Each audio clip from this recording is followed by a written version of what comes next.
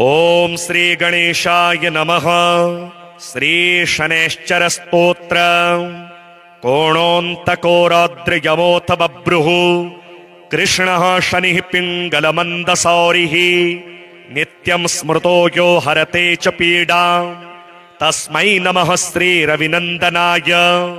सुरासुराः किं पुरुषो रगेन्द्रा गन्धर्वविद्याधरपन्नगाश्च पीड्यन्ति सर्वे विषमस्थितेन तस्मै नमः श्रीरविनन्दनाय। नरा नरेन्द्राः पशवो मृगेन्द्रा वन्याश्च ये कीटपतङ्गभृङ्गाः पीड्यन्ति सर्वे विषमस्थितेन तस्मै नमः श्रीरविनन्दनाय। देशाश्च दुर्गाणि वनानि यत्र सेनानिवेशाः पुरपत्तनानि पीड्यन्ति सर्वे विषमस्थितेन तस्मै नमः श्रीरविनन्दनाय। तिलेर्यवैर्माशगुडान्नदानैर्लोहेन नीलाम्बरदानतो वा प्रीणाति मन्त्रैर्निजवासरे च तस्मै नमः श्रीरविनन्दनाय। प्रयागकूले यमुनातटे च सरस्वती पुण्यजले गुहायां यो योगिनां ध्यानगतोऽपि सूक्ष्मस्तस्मै नमः श्रीरविनन्दनाय। अन्यप्रदेशात् स्वगृहं प्रविष्ट तदीयवारे स नरः सुखी स्यात् गृहाद् गतो यो न पुनः प्रयाति तस्मै नमः श्रीरविनन्दनाय। स्रष्टा स्वयंभूर्भुवनत्रयस्य त्राता हरीशो हरते पिनाकी एकस्त्रिधारिज्ञजो साममूर्तिस्तस्मै नमः श्रीरविनन्दनाय। शन्यष्टकं यः प्रयतः प्रभाते नित्यं सुपुत्रैः पशुबान्धवैश्च पठेत्तु सौख्यं भुवि भोगयुक्तः प्राप्नोति निर्वाणपदं तदन्ते। कोणस्थः पिङ्गलो बभ्रुः कृष्णो रौद्रोऽन्तको यमः सौरिः शनैश्चरो मन्दः पिप्पलादेन संस्तुतः। एतानि दशनामानि प्रातरुत्थाय यः पठेत् शनैश्चर कृता पीडा न कदाचिद् भविष्यति। श्रीराहुस्तोत्र। नमस्ते दैत्यरूपाय देवारिं प्रणमाम्यहम्। नमस्ते सर्वभक्ष्याय घोररूपाय वै नमः। त्वं ब्रह्मा वरुणो देवस्त्वं विष्णुस्त्वं हरिः शिवः। मर्त्यलोके भवान् प्रेतः संसारजनतारकः। कोटपर्वतदुर्गाणि नगराणि पुराणि च यस्य क्रोधवशाद् भस्मी भवन्ति क्षणमात्रकम्। धूम्रवर्णो भवान् राहुः रक्ताक्षः पिङ्गलोपमः क्रूरग्रहस्तथा भीमो यमरूपो महाबलः। यस्य स्थाने पञ्चमेऽपि षष्ठे चैव तृतीयके दशमेकादशे चैव तस्य श्रेयः करोत्यलम्। अन्नं खड्गं च यद्दत्तं राहवे सुफलप्रदम्। पृथिव्यां ब्रह्मपीडां च गोपीडां तन्निवारयेत्। कृमिकीटपतङ्गेषु चरन्तं सचराचरम्। गोदानं भूमिदानं च अन्नं वस्त्रं च दापयेत्। सौवर्णरौप्यदानं च कन्यादानं च तत्क्षणात्। एतद्दानं च सम्पूर्णं राहुमोक्षकरं नृणाम्। अस्य स्तोत्रस्य महात्म्या राहुपीडा विनश्यति। रक्ताक्षो धूम्रवर्णाभो विजितारिर्महाबलः। अबाहुश्चान्तरिक्षस्थः स राहुः प्रीयतां मम। श्रीकेतुस्तोत्र। मुनीन्द्रसूत तत्त्वज्ञ सर्वशास्त्रविशारद सर्वरोगहरं ब्रूहि केतोः स्तोत्रमनुत्तमम्। सूत उवाच शृणु गौतम वक्ष्यामि स्तोत्रमेतदनुत्तमम्। गुह्याद्गुह्यतमं केतोः ब्रह्मणा कीर्तितं पुरा। आद्यः करालवदनो द्वितीयो रक्तलोचनः तृतीयः पिङ्गलाक्षश्च चतुर्थो ज्ञानदायकः पंचमः कपिलाक्षश्च षष्ठः कालाग्निसन्निभः सप्तमो हिमगर्भश्च धूम्रवर्णोष्टमस्तथा नवमः कृत्तकण्ठश्च दशमः नरपीठगः एकादशस्तु श्रीकण्ठः द्वादशस्तु गदायुधः द्वादशैके महाक्रूराः सर्वोपद्रवकारकाः पर्वकाले पीड्यन्ति दिवाकरनिशाकरौ नाम द्वादशकमस्तोत्रम् केतोरेतनमहात्मनः पठन्ति येन्वहं भक्त्या तेभ्यः केतो प्रसीदति कुलुक्तधान्ये विलिखेत् षट्कोणं मण्डलं शुभं पद्ममष्टदलं तत्र विलिखेच्च विधानतः नीलं घटं च संस्थाप्य दिवाकरनिशाकरौ केतुं च तत्र निक्षिप्य पूजयित्वा विधानतः स्तोत्रमेतत् पठित्वा च ध्यायन् केतुं वरप्रदं ब्राह्मणं स्तोत्रियं शान्तं पूजयित्वा कुटुम्बिनं केतोः करालवक्त्रस्य प्रतिमां वस्त्रसंयुतां कुम्भादिभिश्च संयुक्तां चित्रातारे प्रदापयेत् दानेनानेन सुप्रीतः केतुः स्यात् तस्य सौख्यदः वत्सरं प्रयता भूत्वा पूजयित्वा विधानतः मूलमष्टोत्तरशतमये जपन्ति नरोत्तमाः तेषां केतुप्रसादेन न कदाचिद् भयं भवेत् कोणोऽन्तको रौद्रयमोऽथ बभ्रुः कृष्णः शनिः पिङ्गलमन्दसौरिः नित्यं स्मृतो यो हरते च पीडाम् तस्मै नमः श्रीरविनन्दनाय सुरासुराः किं पुरुषो रगेन्द्रा गन्धर्वविद्याधरपन्नगाश्च पीड्यन्ति सर्वे विषमस्थितेन तस्मै नमः श्रीरविनन्दनाय नरा नरेन्द्राः पशवो मृगेन्द्रा वन्याश्च ये कीटपतङ्गभृङ्गाः पीड्यन्ति सर्वे विषमस्थितेन तस्मै नमः श्रीरविनन्दनाय देशाश्च दुर्गाणि वनानि यत्र सेनानिवेशाः पुरपत्तनानि पीड्यन्ति सर्वे विषमस्थितेन तस्मै नमः श्रीरविनन्दनाय तिलेर्यवैर्माशगुडान्नदानैर्लोहेन नीलाम्बरदानतो वा प्रीणाति मन्त्रैर्निजवासरे च तस्मै नमः श्रीरविनन्दनाय प्रयागकूले यमुनातटे च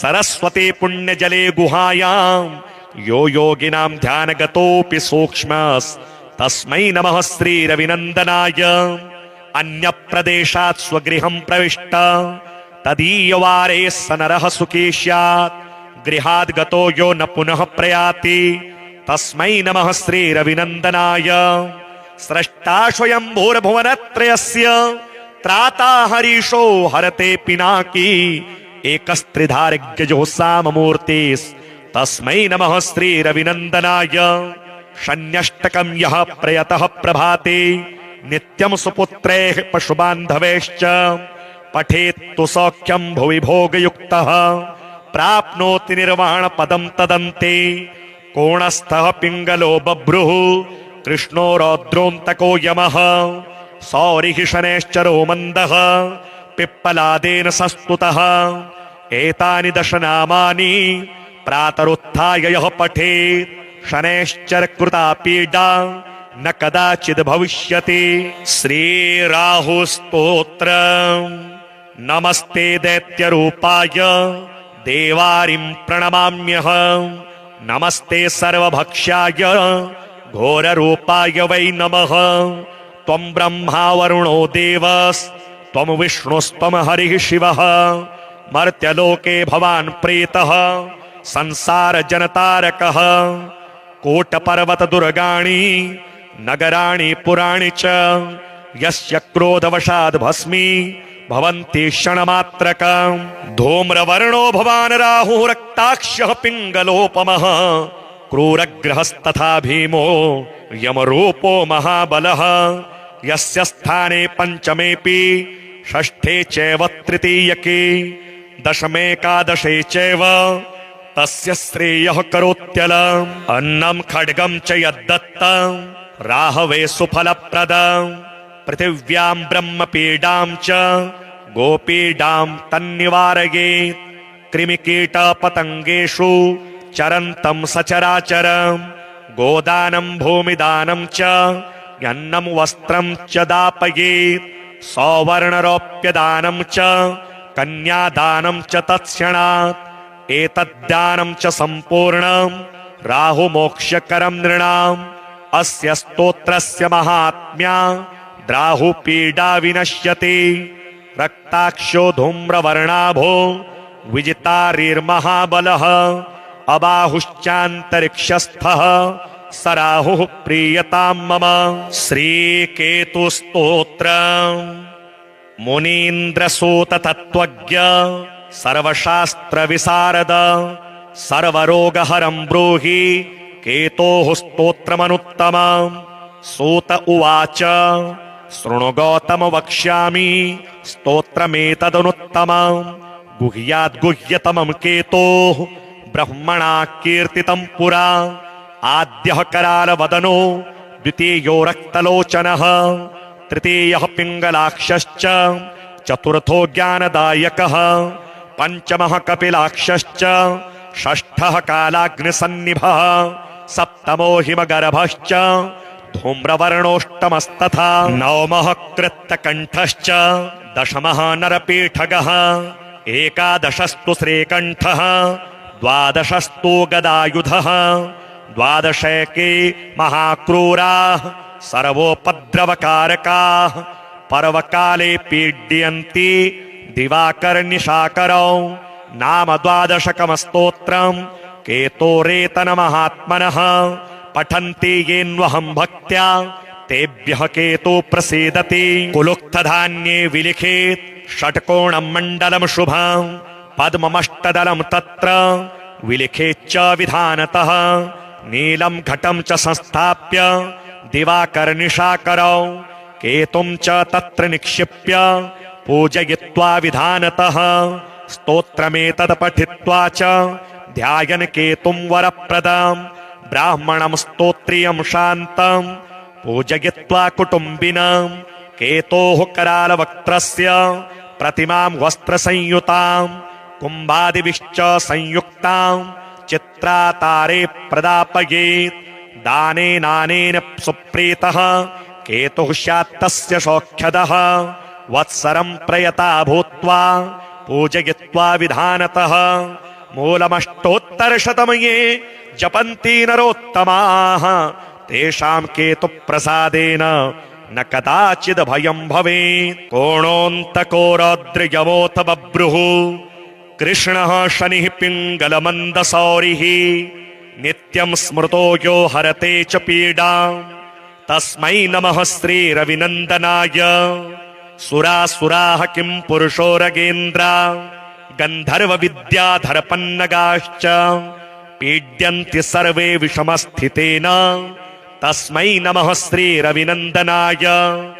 नरा नरेन्द्राः पशवो मृगेन्द्रा वन्याश्च ये कीटपतङ्गभृङ्गाः पीड्यन्ति सर्वे विषमस्थितेन तस्मै नमः श्रीरविनन्दनाय।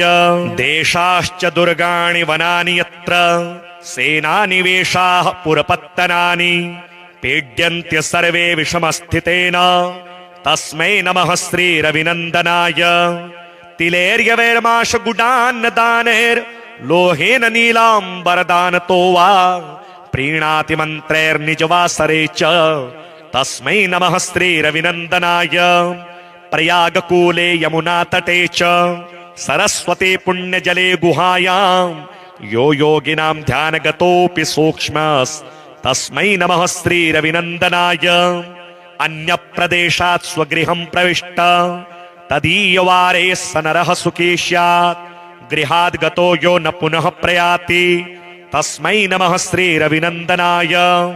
स्रष्टा स्वयंभूर्भुवनत्रयस्य त्राता हरीशो हरते पिनाकी एकस्त्रिधारिज्ञजो साममूर्तिस्तस्मै नमः श्रीरविनन्दनाय। शन्यष्टकं यः प्रयतः प्रभाते नित्यं सुपुत्रैः पशुबान्धवैश्च पठेत्तु सौख्यं भुवि भोगयुक्तः प्राप्नोति निर्वाणपदं तदन्ते। कोणस्थः पिङ्गलो बभ्रुः कृष्णो रौद्रोऽन्तको यमः सौरिः शनैश्चरो मन्दः पिप्पलादेन संस्तुतः एतानि दशनामानि प्रातरुत्थाय यः पठेत् शनैश्चर कृता पीडा न कदाचिद् भविष्यति। श्रीराहुस्तोत्र। नमस्ते दैत्यरूपाय देवारिं प्रणमाम्यहम्। नमस्ते सर्वभक्ष्याय घोररूपाय वै नमः। त्वं ब्रह्मा वरुणो देवस्त्वं विष्णुस्त्वं हरिः शिवः। मर्त्यलोके भवान् प्रेतः संसारजनतारकः। कोटपर्वतदुर्गाणि नगराणि पुराणि च यस्य क्रोधवशाद् भस्मी भवन्ति क्षणमात्रकम्। धूम्रवर्णो भवान् राहुः रक्ताक्षः पिङ्गलोपमः। क्रूरग्रहस्तथा भीमो यमरूपो महाबलः। यस्य स्थाने पञ्चमेऽपि षष्ठे चैव तृतीयके दशमेकादशे चैव तस्य श्रेयः करोत्यलम्। अन्नं खड्गं च यद्दत्तं राहवे सुफलप्रदम्। पृथिव्यां ब्रह्मपीडां च गोपीडां तन्निवारयेत्। कृमिकीटपतङ्गेषु चरन्तं सचराचरम्। गोदानं भूमिदानं च अन्नं वस्त्रं च दापयेत्। सौवर्णरौप्यदानं च कन्यादानं च तत्क्षणात्। एतद्दानं च सम्पूर्णं राहुमोक्षकरं नृणाम्। अस्य स्तोत्रस्य महात्म्या राहुपीडा विनश्यति। रक्ताक्षो धूम्रवर्णाभो विजितारिर्महाबलः। अबाहुश्चान्तरिक्षस्थः स राहुः प्रीयतां मम। श्रीकेतुस्तोत्र। मुनीन्द्रसूत तत्त्वज्ञ सर्वशास्त्र विशारद सर्वरोगहरं ब्रूहि केतोः स्तोत्रमनुत्तमम्। सूत उवाच शृणु गौतम वक्ष्यामि स्तोत्रमेतदनुत्तमम्। गुह्याद्गुह्यतमं केतोः ब्रह्मणा कीर्तितं पुरा।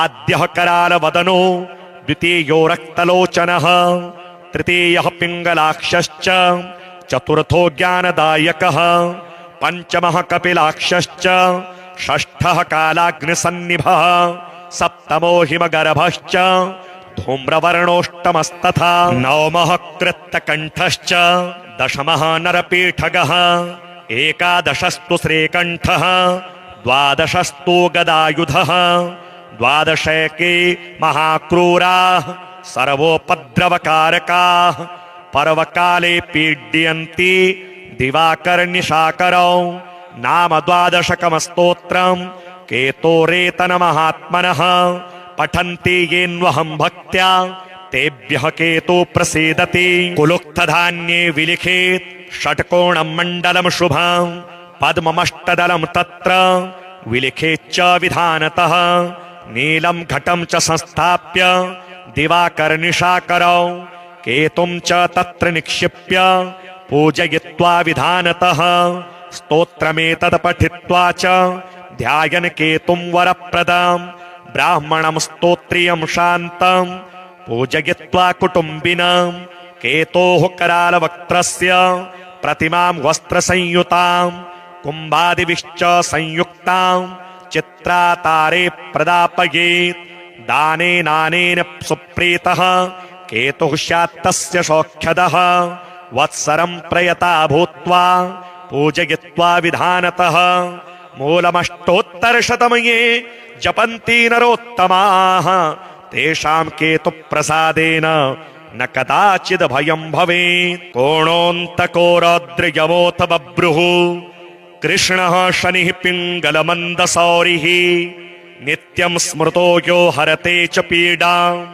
तस्मै नमः श्रीरविनन्दनाय सुरासुराः किं पुरुषो रगेन्द्रा गन्धर्वविद्याधरपन्नगाश्च पीड्यन्ति सर्वे विषमस्थितेन तस्मै नमः श्रीरविनन्दनाय नरा नरेन्द्राः पशवो मृगेन्द्रा वन्याश्च ये कीटपतङ्गभृङ्गाः पीड्यन्ति सर्वे विषमस्थितेन तस्मै नमः श्रीरविनन्दनाय। देशाश्च दुर्गाणि वनानि यत्र सेनानिवेशाः पुरपत्तनानि पीड्यन्त्य सर्वे विषमस्थितेन तस्मै नमः श्रीरविनन्दनाय। तिलेर्यवैर्माशगुडान्नदानैर्लोहेन नीलाम्बरदानतो वा प्रीणाति मन्त्रैर्निजवासरे च तस्मै नमः श्रीरविनन्दनाय। प्रयागकूले यमुनातटे च सरस्वती पुण्यजले गुहायां यो योगिनां ध्यानगतोऽपि सूक्ष्मस्तस्मै नमः श्रीरविनन्दनाय। अन्यप्रदेशात् स्वगृहं प्रविष्ट तदीयवारे स नरः सुखी स्यात् गृहाद् गतो यो न पुनः प्रयाति तस्मै नमः श्रीरविनन्दनाय। स्रष्टा स्वयंभूर्भुवनत्रयस्य त्राता हरीशो हरते पिनाकी एकस्त्रिधार्ग्यजो साममूर्तिस्तस्मै नमः श्रीरविनन्दनाय। शन्यष्टकं यः प्रयतः प्रभाते नित्यं सुपुत्रैः पशुबान्धवैश्च पठेत्तु सौख्यं भुवि भोगयुक्तः प्राप्नोति निर्वाणपदं तदन्ते। कोणस्थः पिङ्गलो बभ्रुः कृष्णो रौद्रोऽन्तको यमः सौरिः शनैश्चरो मन्दः पिप्पलादेन संस्तुतः। एतानि दशनामानि प्रातरुत्थाय यः पठेत् शनैश्चरकृता पीडा न कदाचिद् भविष्यति। श्रीराहुस्तोत्रम्। नमस्ते दैत्यरूपाय देवारिं प्रणमाम्यहं। नमस्ते सर्वभक्ष्याय घोररूपाय वै नमः। त्वं ब्रह्मा वरुणो देवस्त्वं विष्णुस्त्वं हरिः शिवः। मर्त्यलोके भवान् प्रीतः संसारजनतारकः। कोटपर्वतदुर्गाणि नगराणि पुराणि च यस्य क्रोधवशाद् भस्मी भवन्ति क्षणमात्रकम्। धूम्रवर्णो भवान् राहुः रक्ताक्षः पिङ्गलोपमः। क्रूरग्रहस्तथा भीमो यमरूपो महाबलः। यस्य स्थाने पञ्चमेऽपि षष्ठे चैव तृतीयके दशमेकादशे चैव तस्य श्रेयः करोत्यलम्। अन्नं खड्गं च यद्दत्तं राहवे सुफलप्रदम्। पृथिव्यां ब्रह्मपीडां च गोपीडां तन्निवारयेत्। कृमिकीटपतङ्गेषु चरन्तं सचराचरम्। गोदानं भूमिदानं च अन्नं वस्त्रं च दापयेत्। सौवर्णरौप्यदानं च कन्यादानं च तत्क्षणात्। एतद्दानं च सम्पूर्णं राहुमोक्षकरं नृणाम्। अस्य स्तोत्रस्य महात्म्या राहुपीडा विनश्यति। रक्ताक्षो धूम्रवर्णाभो विजितारिर्महाबलः। अबाहुश्चान्तरिक्षस्थः स राहुः प्रीयतां मम। श्रीकेतुस्तोत्रम्। मुनीन्द्रसूततत्त्वज्ञ सर्वशास्त्रविशारद सर्वरोगहरं ब्रूहि केतोः स्तोत्रमनुत्तमम्। सूत उवाच शृणु गौतम वक्ष्यामि स्तोत्रमेतदनुत्तमम्। गुह्याद्गुह्यतमं केतोः ब्रह्मणा कीर्तितं पुरा।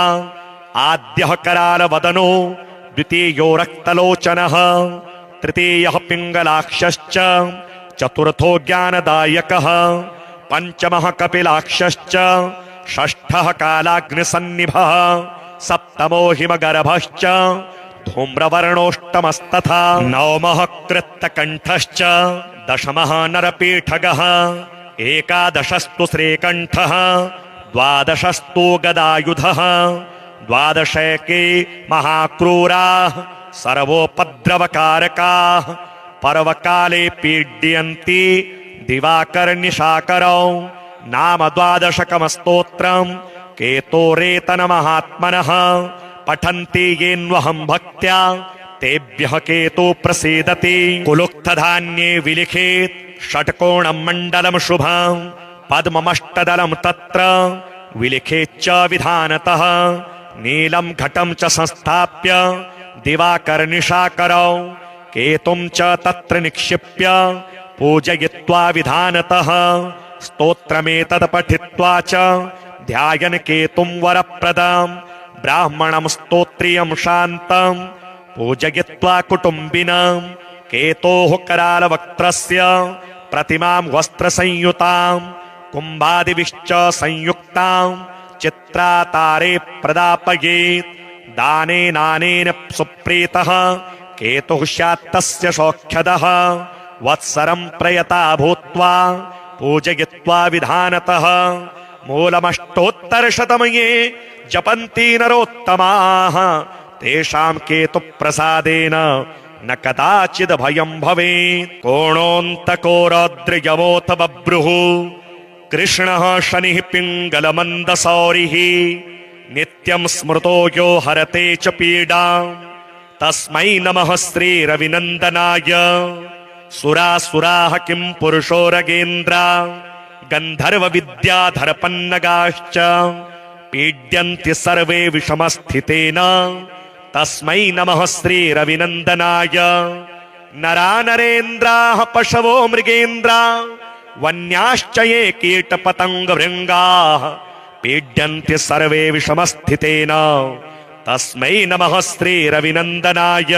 देशाश्च दुर्गाणि वनानि यत्र सेनानिवेशाः पुरपत्तनानि पीड्यन्ति सर्वे विषमस्थितेन तस्मै नमः श्रीरविनन्दनाय।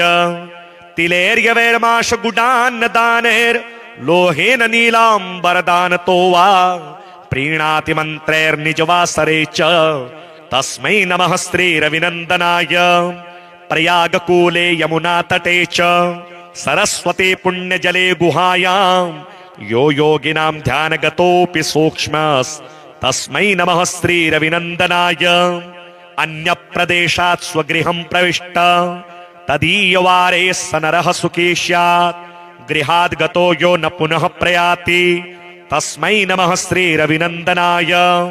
स्रष्टा स्वयंभूर्भुवनत्रयस्य त्राता हरीशो हरते पिनाकी एकस्त्रिधारिज्ञजो साममूर्तिस्तस्मै नमः श्रीरविनन्दनाय। शन्यष्टकं यः प्रयतः प्रभाते नित्यं सुपुत्रैः पशुबान्धवैश्च पठेत्तु सौख्यं भुवि भोगयुक्तः प्राप्नोति निर्वाणपदं तदन्ते।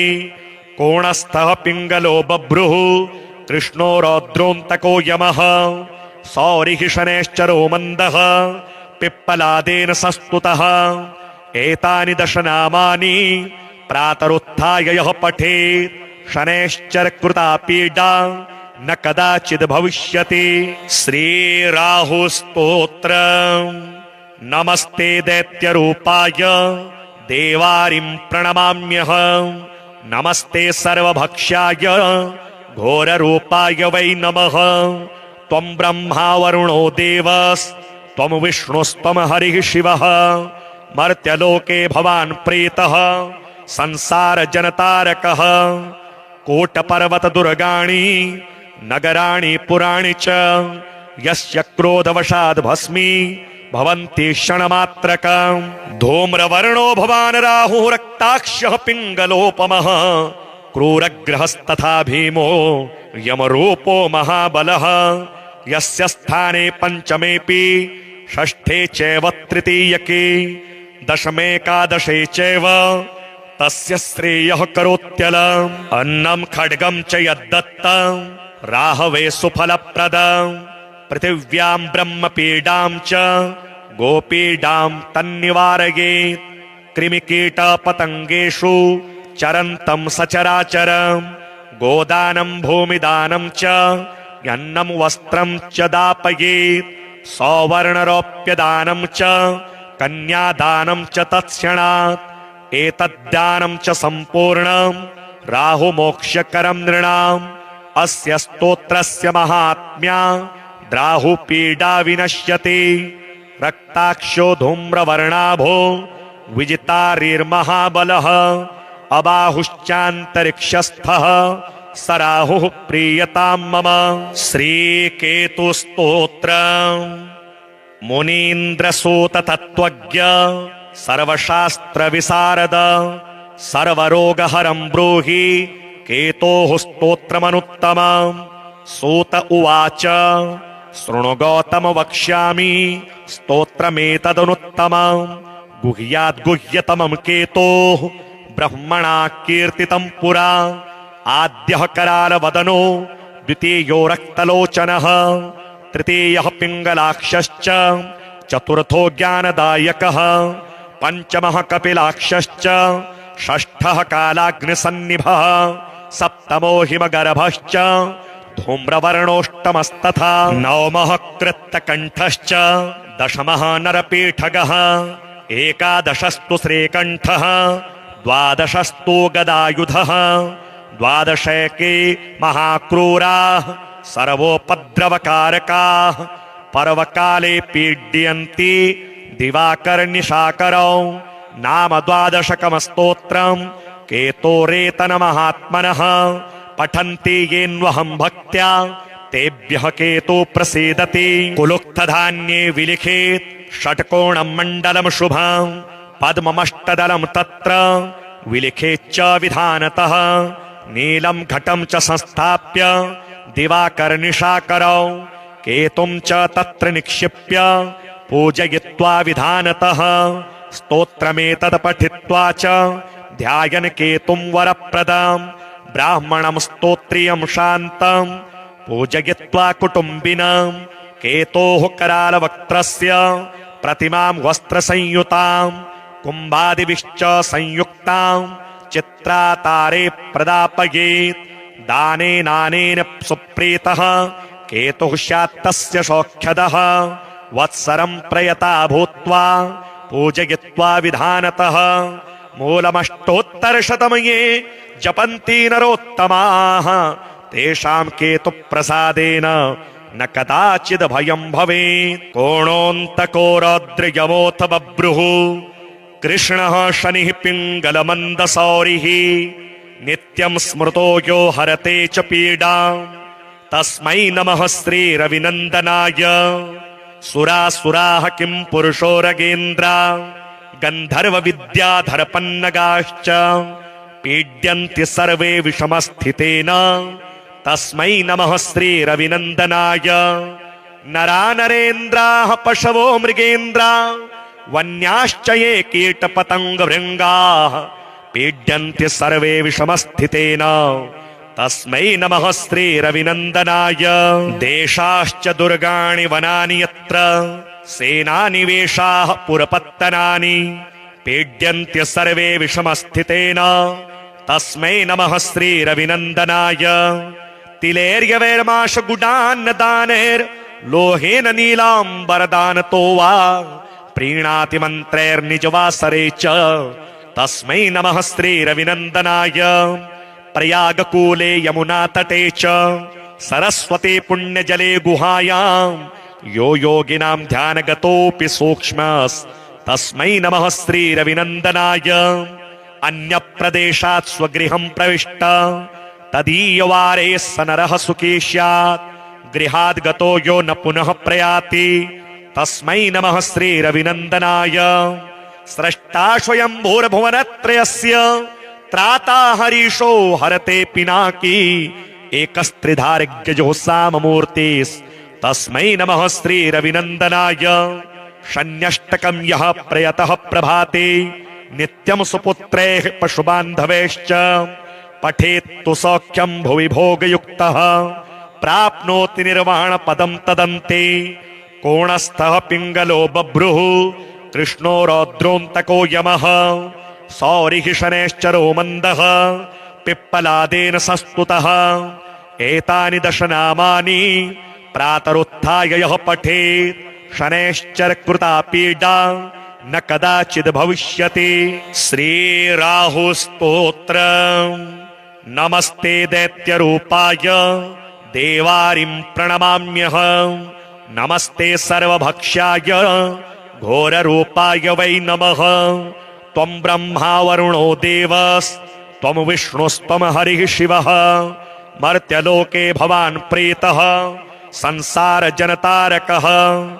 कोटपर्वतदुर्गाणि नगराणि पुराणि च यस्य क्रोधवशाद् भस्मी भवन्ति क्षणमात्रकम् धूम्रवर्णो भवान् राहुः रक्ताक्षः पिङ्गलोपमः क्रूरग्रहस्तथा भीमो यमरूपो महाबलः यस्य स्थाने पञ्चमेऽपि षष्ठे चैव तृतीयके दशमेकादशे चैव तस्य श्रेयः करोत्यलम् अन्नं खड्गं च यद्दत्तं राहवे सुफलप्रदम् पृथिव्यां ब्रह्मपीडां च गोपीडां तन्निवारयेत् कृमिकीटपतङ्गेषु चरन्तं सचराचरम् गोदानं भूमिदानं च अन्नं वस्त्रं च दापयेत् सौवर्णरौप्यदानं च कन्यादानं च तत्क्षणात् एतद्दानं च सम्पूर्णं राहुमोक्षकरं नृणाम् अस्य स्तोत्रस्य महात्म्या राहुपीडा विनश्यति रक्ताक्षो धूम्रवर्णाभो विजितारिर्महाबलः अबाहुश्चान्तरिक्षस्थः स राहुः प्रीयतां मम श्रीकेतुस्तोत्रम् मुनीन्द्रसूत तत्त्वज्ञ सर्वशास्त्रविशारद सर्वरोगहरं ब्रूहि केतोः स्तोत्रमनुत्तमम् सूत उवाच शृणु गौतम वक्ष्यामि स्तोत्रमेतदनुत्तमम् गुह्याद्गुह्यतमं केतोः ब्रह्मणा कीर्तितं पुरा आद्यः करालवदनो द्वितीयो रक्तलोचनः तृतीयः पिङ्गलाक्षश्च चतुर्थो ज्ञानदायकः पञ्चमः कपिलाक्षश्च षष्ठः कालाग्निसन्निभः सप्तमो हिमगर्भश्च धूम्रवर्णोष्टमस्तथा नवमः कृत्तकण्ठश्च दशमः नरपीठगः एकादशस्तु श्रीकण्ठः द्वादशस्तु गदायुधः द्वादशैके महाक्रूराः सर्वोपद्रवकारकाः पर्वकाले पीड्यन्ति दिवाकरनिशाकरौ नाम द्वादशकमस्तोत्रम् केतोरेतनमहात्मनः पठन्ति येन्वहं भक्त्या तेभ्यः केतु प्रसीदति कुलुक्तधान्ये विलिखेत् षट्कोणं मण्डलं शुभम् पद्ममष्टदलं तत्र विलिखेच्च विधानतः नीलं घटं च संस्थाप्य दिवाकरनिशाकरौ केतुं च तत्र निक्षिप्य पूजयित्वा विधानतः स्तोत्रमेतत् पठित्वा च ध्यायन् केतुं वरप्रदम् ब्राह्मणं स्तोत्रियं शान्तं पूजयित्वा कुटुम्बिनं केतोः करालवक्त्रस्य प्रतिमां वस्त्रसंयुतां कुम्भादिभिश्च संयुक्तां चित्रातारे प्रदापयेत् दानेनानेन सुप्रीतः केतुः स्यात्तस्य सौख्यदः वत्सरं प्रयता भूत्वा पूजयित्वा विधानतः मूलमष्टोत्तरशतमये जपन्ति नरोत्तमाः तेषां केतुप्रसादेन न कदाचिद् भयं भवेत् कोणोऽन्तको रौद्रयमोऽथ बभ्रुः कृष्णः शनिः पिङ्गलमन्दसौरिः नित्यं स्मृतो यो हरते च पीडाम् तस्मै नमः श्रीरविनन्दनाय सुरासुराः किं पुरुषो रगेन्द्रा गन्धर्वविद्याधरपन्नगाश्च पीड्यन्ति सर्वे विषमस्थितेन तस्मै नमः श्रीरविनन्दनाय नरा नरेन्द्राः पशवो मृगेन्द्रा वन्याश्च ये कीटपतङ्गभृङ्गाः पीड्यन्ति सर्वे विषमस्थितेन तस्मै नमः श्रीरविनन्दनाय देशाश्च दुर्गाणि वनानि यत्र सेनानिवेशाः पुरपत्तनानि पीड्यन्ति सर्वे विषमस्थितेन तस्मै नमः श्रीरविनन्दनाय तिलेर्यवैर्माशगुडान्नदानैर्लोहेन नीलाम्बरदानतो वा प्रीणाति मन्त्रैर्निजवासरे च तस्मै नमः श्रीरविनन्दनाय प्रयागकूले यमुनातटे च सरस्वती पुण्यजले गुहायां यो योगिनां ध्यानगतोऽपि सूक्ष्मस्तस्मै नमः श्रीरविनन्दनाय अन्यप्रदेशात् स्वगृहं प्रविष्ट तदीयवारे स नरः सुखी स्यात् गृहाद् गतो यो न पुनः प्रयाति तस्मै नमः श्रीरविनन्दनाय। स्रष्टा स्वयंभूर्भुवनत्रयस्य त्राता हरीशो हरते पिनाकी एकस्त्रिधारिज्ञजो साममूर्तिस्तस्मै नमः श्रीरविनन्दनाय।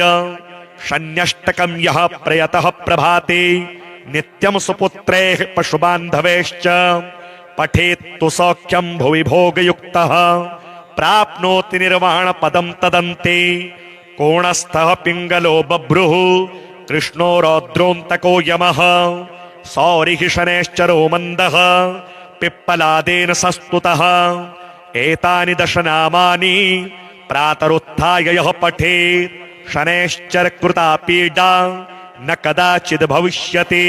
श्रीराहुस्तोत्र। नमस्ते दैत्यरूपाय देवारिं प्रणमाम्यहम्। नमस्ते सर्वभक्ष्याय घोररूपाय वै नमः। त्वं ब्रह्मा वरुणो देवस्त्वं विष्णुस्त्वं हरिः शिवः। मर्त्यलोके भवान् प्रेतः संसारजनतारकः। कोटपर्वतदुर्गाणि नगराणि पुराणि च यस्य क्रोधवशाद् भस्मी भवन्ति क्षणमात्रकम्। धूम्रवर्णो भवान् राहुः रक्ताक्षः पिङ्गलोपमः। क्रूरग्रहस्तथा भीमो यमरूपो महाबलः। यस्य स्थाने पञ्चमेऽपि षष्ठे चैव तृतीयके दशमेकादशे चैव तस्य श्रेयः करोत्यलम्। अन्नं खड्गं च यद्दत्तं राहवे सुफलप्रदम्। पृथिव्यां ब्रह्मपीडां च गोपीडां तन्निवारयेत्। कृमिकीटपतङ्गेषु चरन्तं सचराचरम्। गोदानं भूमिदानं च अन्नं वस्त्रं च दापयेत्। सौवर्णरौप्यदानं च कन्यादानं च तत्क्षणात्। एतद्दानं च सम्पूर्णं राहुमोक्षकरं नृणाम्। अस्य स्तोत्रस्य महात्म्या राहुपीडा विनश्यति। रक्ताक्षो धूम्रवर्णाभो विजितारिर्महाबलः। अबाहुश्चान्तरिक्षस्थः स राहुः प्रीयतां मम। श्रीकेतुस्तोत्र। मुनीन्द्रसूत तत्त्वज्ञ सर्वशास्त्रविशारद सर्वरोगहरं ब्रूहि केतोः स्तोत्रमनुत्तमम्। सूत उवाच शृणु गौतम वक्ष्यामि स्तोत्रमेतदनुत्तमम्। गुह्याद्गुह्यतमं केतोः ब्रह्मणा कीर्तितं पुरा। आद्यः करालवदनो द्वितीयो रक्तलोचनः तृतीयः पिङ्गलाक्षश्च चतुर्थो ज्ञानदायकः पञ्चमः कपिलाक्षश्च षष्ठः कालाग्निसन्निभः सप्तमो हिमगर्भश्च धूम्रवर्णोष्टमस्तथा नवमः कृत्तकण्ठश्च दशमः नरपीठगः एकादशस्तु श्रीकण्ठः द्वादशस्तु गदायुधः द्वादशैके महाक्रूराः सर्वोपद्रवकारकाः पर्वकाले पीड्यन्ति दिवाकरनिशाकरौ नाम द्वादशकमस्तोत्रम् केतोरेतनमहात्मनः पठन्ति येन्वहं भक्त्या तेभ्यः केतु प्रसीदति कुलुक्तधान्ये विलिखेत् षट्कोणं मण्डलं शुभं पद्ममष्टदलं तत्र विलिखेच्च विधानतः नीलं घटं च संस्थाप्य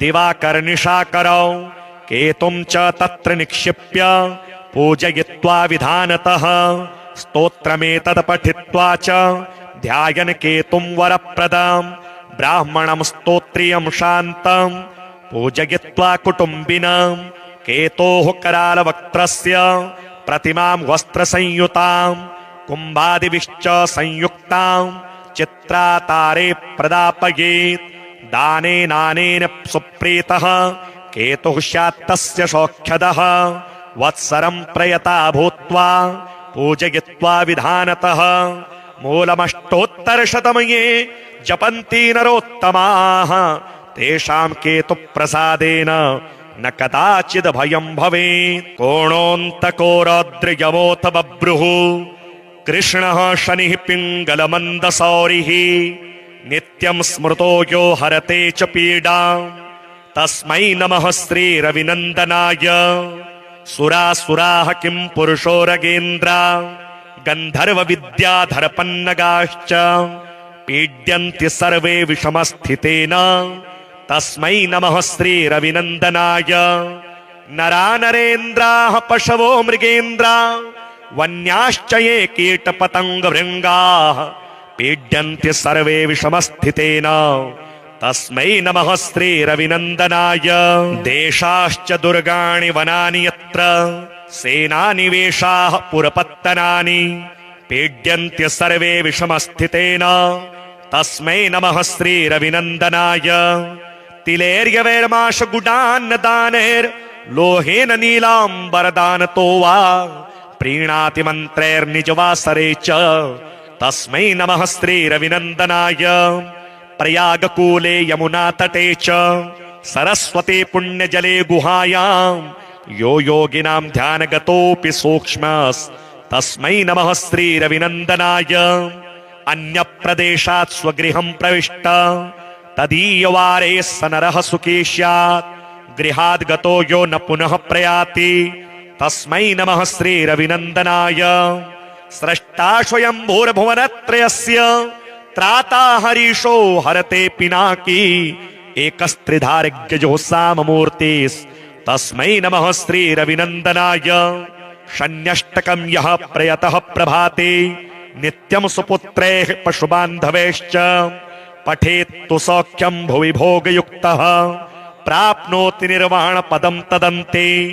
कोणस्थः पिङ्गलो बभ्रुः कृष्णो रौद्रोऽन्तको यमः सौरिः शनैश्चरो मन्दः पिप्पलादेन संस्तुतः। एतानि दशनामानि प्रातरुत्थाय यः पठेत् शनैश्चरकृता पीडा न कदाचिद् भविष्यति। श्रीराहुस्तोत्रम्। नमस्ते दैत्यरूपाय देवारिं प्रणमाम्यहं नमस्ते सर्वभक्ष्याय घोररूपाय वै नमः। त्वं ब्रह्मा वरुणो देवस्त्वं विष्णुस्त्वं हरिः शिवः मर्त्यलोके भवान् प्रीतः संसारजनतारकः। कोटपर्वतदुर्गाणि नगराणि पुराणि च यस्य क्रोधवशाद् भस्मी भवन्ति क्षणमात्रकम्। धूम्रवर्णो भवान् राहुः रक्ताक्षः पिङ्गलोपमः क्रूरग्रहस्तथा भीमो यमरूपो महाबलः। यस्य स्थाने पञ्चमेऽपि षष्ठे चैव तृतीयके दशमेकादशे चैव तस्य श्रेयः करोत्यलम्। अन्नं खड्गं च यद्दत्तं राहवे सुफलप्रदम् पृथिव्यां ब्रह्मपीडां च गोपीडां तन्निवारयेत्। कृमिकीटपतङ्गेषु चरन्तं सचराचरम् गोदानं भूमिदानं च अन्नं वस्त्रं च दापयेत्। सौवर्णरौप्यदानं च कन्यादानं च तत्क्षणात्। एतद्दानं च सम्पूर्णं राहुमोक्षकरं नृणाम्। अस्य स्तोत्रस्य महात्म्या राहुपीडा विनश्यति। रक्ताक्षो धूम्रवर्णाभो विजितारिर्महाबलः अबाहुश्चान्तरिक्षस्थः स राहुः प्रीयतां मम। श्रीकेतुस्तोत्रम्। मुनीन्द्रसूत तत्त्वज्ञ सर्वशास्त्रविशारद सर्वरोगहरं ब्रूहि केतोः स्तोत्रमनुत्तमम्। सूत उवाच शृणु गौतम वक्ष्यामि स्तोत्रमेतदनुत्तमम्। गुह्याद्गुह्यतमं केतोः ब्रह्मणा कीर्तितं पुरा। आद्यः करालवदनो द्वितीयो रक्तलोचनः तृतीयः पिङ्गलाक्षश्च चतुर्थो ज्ञानदायकः पञ्चमः कपिलाक्षश्च षष्ठः कालाग्निसन्निभः सप्तमो हिमगर्भश्च धूम्रवर्णोष्टमस्तथा नवमः कृत्तकण्ठश्च दशमः नरपीठगः एकादशस्तु श्रीकण्ठः द्वादशस्तु गदायुधः द्वादशैके महाक्रूराः सर्वोपद्रवकारकाः पर्वकाले पीड्यन्ति दिवाकरनिशाकरौ नाम 12 स्तोत्रम् केतोरेतनमहात्मनः पठन्ति येन्वहं भक्त्या तेभ्यः केतो प्रसीदति। कुलुक्थधान्ये विलिखेत् षट्कोणं मण्डलं शुभं पद्ममष्टदलं तत्र विलिखेच्च विधानतः नीलं घटं च संस्थाप्य दिवाकरनिशाकरौ केतुं च तत्र निक्षिप्य पूजयित्वा विधानतः स्तोत्रमेतत् पठित्वा च ध्यायन् केतुं वरप्रदं ब्राह्मणं स्तोत्रियं शान्तं पूजयित्वा कुटुम्बिनं केतोः करालवक्त्रस्य प्रतिमां वस्त्रसंयुतां कुम्भादिभिश्च संयुक्तां चित्रातारे प्रदापयेत्। दानेनानेन सुप्रीतः केतुः स्यात्तस्य सौख्यदः वत्सरं प्रयता भूत्वा पूजयित्वा विधानतः मूलमष्टोत्तरशतमये जपन्ति नरोत्तमाः तेषां केतुप्रसादेन न कदाचिद् भयं भवेत्।